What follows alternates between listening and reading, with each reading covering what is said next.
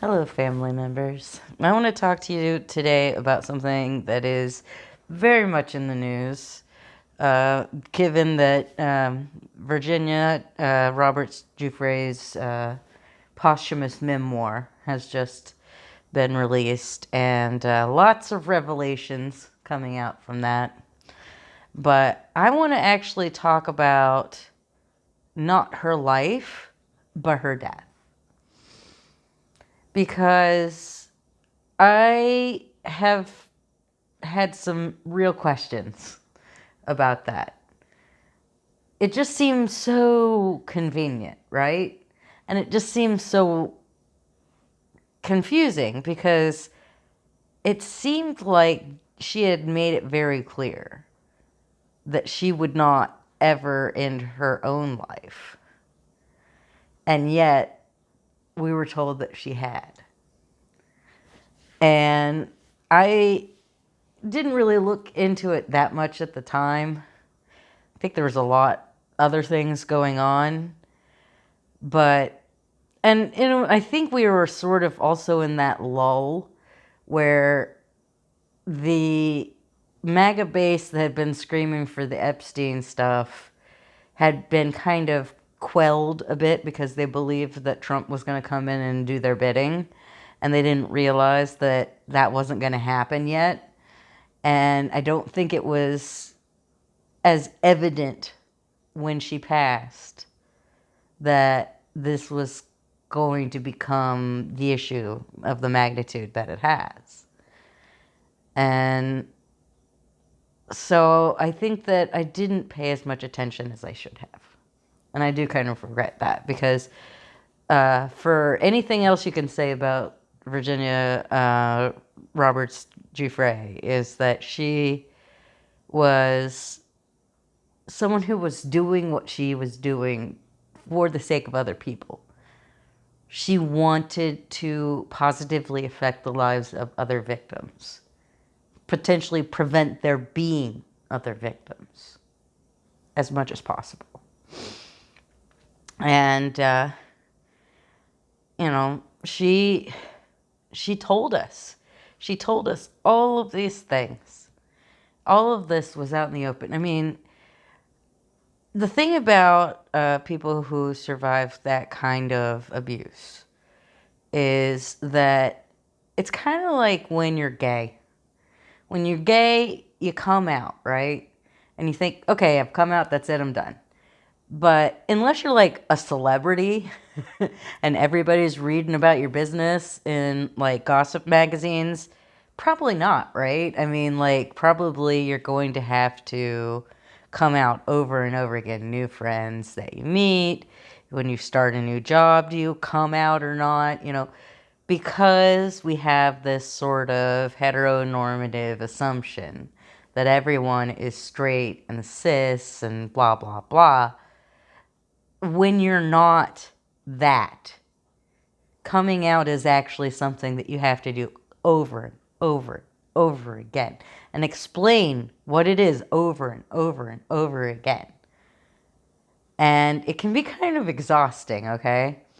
Well, abuse survivors have that same thing. If they decide to come out and tell their story, they're going to have people ask them about it over and over again, especially if it's somebody like Prince Andrew or Epstein or Maxwell or any of those people that are involved that are high profile. You're going to have a lot of people who are asking you to relive all of that horrible experience over and over and over again. And I know that's got to be just terrible. And so it takes a lot of bravery to stand up, speak out, Look at E. Jean Carroll. How many times has E. Jean Carroll had to explain her story over and over again, relive that awful moment? But she did have the bravery to come out and speak her truth. And that, I think, was one thing that Virginia was trying to encourage other people to be able to do if they wanted to. She was trying to do that so others could do it too, and then others and others and others. And we can maybe at some point change this culture that allows these things to happen.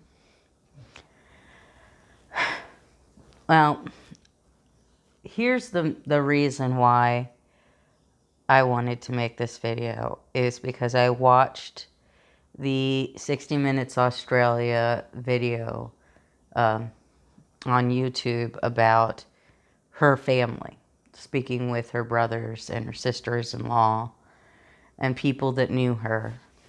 And from the way that her brother described her passing, I have very little doubt that it was self-inflicted. But I also wonder how she got to the place where she was. Because, of course, I've only heard parts of the story. I've only heard certain sides of this story.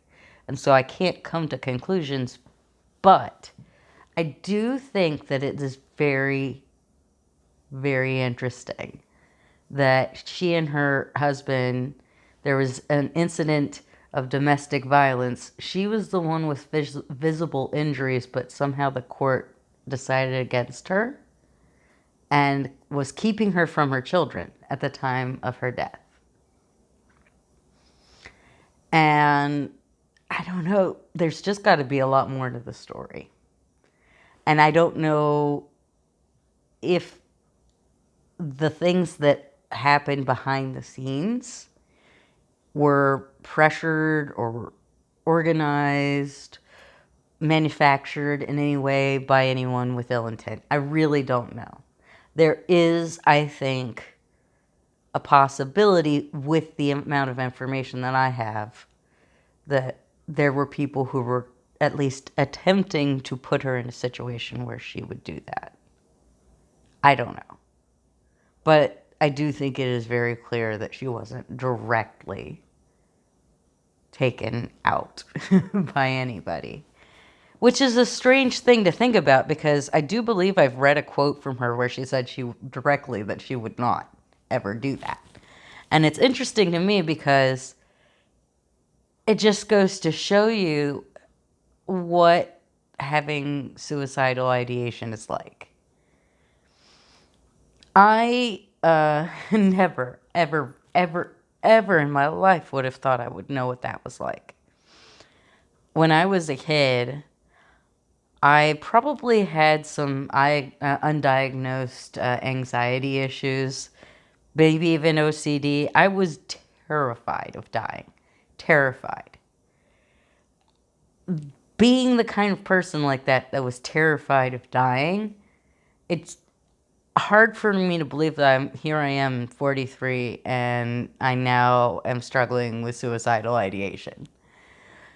Now, my suicidal ideation is passive. What that means is that I keep wishing that I wasn't around anymore or whatever, but I don't take any steps to make that happen. But I also am not doing a very good job of taking care of myself physically, mentally. I just can't. So maybe I am not taking action, but maybe that absence of action is a statement in and of itself, you know? It's hard to talk about. And again, I have a feeling that this video is going to be one of those ones that gets suppressed. I don't know why I always want to talk about things that corporate media wants to censor, but here we are. It can happen to you so fast. The circumstances in your life can change. And it can come to a point where you start thinking things you thought you would never think. And so maybe that is what happened with Virginia. I think it is, from what I've seen and heard and read and everything. I think that her circumstances changed so much, and she had so much pain and struggle in her life, and I the reason that I became suicidal was because I've become disabled and I can't work, and I'm a burden to my family, and I can't get the government to give me the disability, even though I paid into that insurance all of my working life. I worked ever since I got out of high school. Like, I've never not worked. And I just can't anymore. And I'm in pain all the time. And I'm too tired to do anything. I can't go anywhere. I can't see anyone. I can't drive. I can't travel. And it gets to be a lot. And I can understand how a mother who really, truly loved her children and was denied access to them and maybe felt like there was no hope. I could see how that ideation could come like that. And it's sad to me because it seems like her family did all they could, struggled as hard as they could to help her stay alive. But when someone's mind turns against them like that, it's really, really hard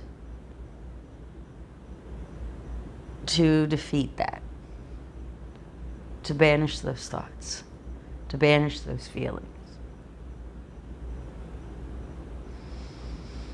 I think maybe I would have a harder time believing that she had ended her own life versus having someone else kill her, given the circumstances. It just seems so suspicious.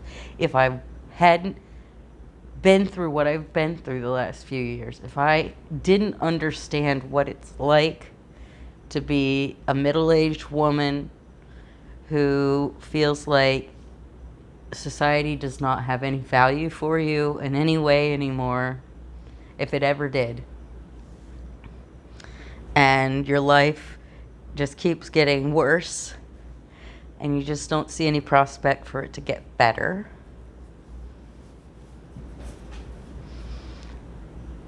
I can understand that. And I feel so bad for her family. Her brother, the one who found her and tried so hard to resuscitate her. Oh. But I was watching some of the information that's come out, and one of the allegations that I've heard recently was that she was expected to potentially be like a surrogate and sign over rights to a child that she, I guess, would be the biological parent of, and also gestate, and she just could not do that. To me, everything I've heard about her, it sounds like she was a woman who truly, truly loved being a mother and lived for her children. And yeah,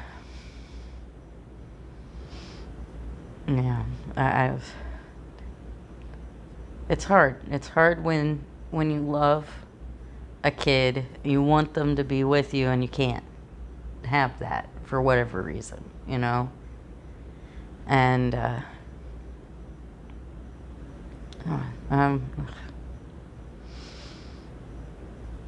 I think it's really sad that she had to have such struggle in her life, and then that she unfortunately was the victim of mental illness and isn't around today, because I think she would be feeling hopeful. I think that the time when she passed was the time where things really were the lowest. But here we are, just one single action away from the full release of Epstein files from Congress. Like, literally, as soon as Mike Johnson is forced to swear in the new Arizona congresswoman, that's done. And it's interesting to me that his excuse, oh, we can't do that yet because, we're in recess and the government shut down. Once this is all sorted out, the shutdown, then we'll take care of that. I'm like, what an interesting thing. Is this all just an excuse to suppress this? And if so, why? It's so ridiculous. As Virginia's book proves, a lot of this information is already out there. A lot of this information is stored in other places and can come out through other sources. It is like spending all of your political capital to put your pinky finger in a dam that's about to overflow and burst over your head. It's a, teeny tiny bit of a stopgap measure for trying to stop the tsunami of truth coming out. People are paying attention to this. People have been paying attention to this for years. People actually know how to say Virginia Robert Giuffre's last name appropriately for the most part, which is interesting to me because I remember when she first kind of came out and people were talking about her and they would always stumble over it, and now it doesn't seem like that happens as much. It's interesting because we're living in a time when the right is making an effort to turn Charlie Kirk into a martyr. But at the end of the day, the true martyr, who might be the one who makes the most difference, might be her. It's a lot harder to slur a dead woman. It's a lot harder to say that she's some money hungry, attention hungry person. You can't say that anymore. You can't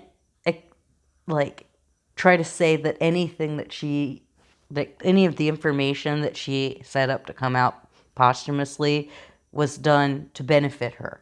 That's just not possible. She kind of took away part of the, argument people might use against her.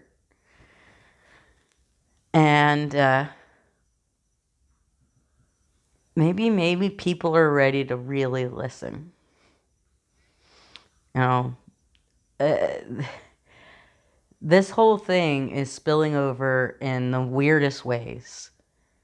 Right now, they are talking about, what are they going to do about Prince Andrew? And members of Virginia's family have indicated they'd like for him to lose the title of prince. And by English law, that's just not possible. That's just like, you are a prince if your parent was a monarch. That's just the way it works. There's no way to undo that. It's like a last name or something.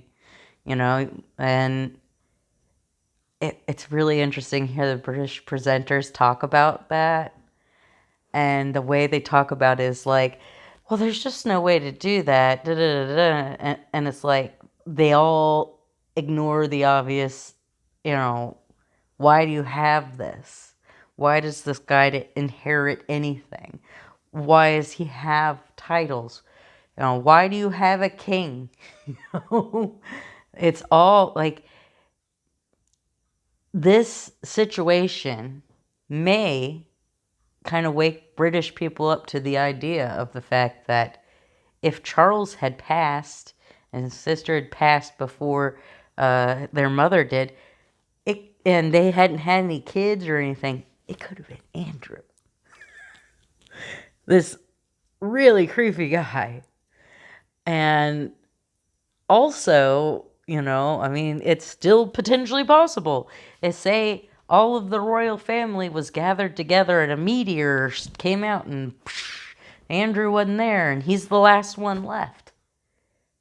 He could be their king just because of like an accident of birth. And maybe they ought to like reconsider that. Maybe that system needs to be reconsidered. And it's interesting that all of this is happening because of Virginia. Because Virginia, even at the end of her life when she was struggling with her mental health, she was thinking about how she could make sure her story was told and help other people and call for accountability from the people that should be held accountable. Her co-author says that she knows all of the names that Virginia does not name in her book. And that they were like former prime ministers and governors and senators and really high level people, academics to people who are just anyone that was connected with Epstein. She probably has some idea. Other than, say, Trump. Trump, she had no reason not to dislike him. He was her dad's boss. He gave her her first job. You know, we forget that the reason that the bromance between Epstein and Trump like broke up, according to Trump, is that Giuffre stole her, Virginia Roberts, one of his employees, from him. So obviously Trump and Virginia had a very positive relationship from the time she was very young. So of course he's not going to abuse her. That would be number one, unnecessary, but number two, extremely risky, and he probably wouldn't actually want to do that, So, yeah, we're not going to get revelations about Trump necessarily through Virginia, but there's a lot of other people that she could, from beyond the grave, help us find out our sex pests. And that's kind of the important part here. There's this whole culture of creating sort of a antagonistic dynamic between men and women when it comes to sex. And I think it comes from a misunderstanding that some women are asexual, some women are, have a moderate amount of sexual attraction and libido, and some women really like it. And they try to make all women seem like they're one thing. And in Virginia's case, they tried to turn her into a sex slave. And they might have actually gotten away with it for a while, but they didn't get away with it forever. She did escape. She did have her life. And she did tell her story. And after all of that, fighting her own demons,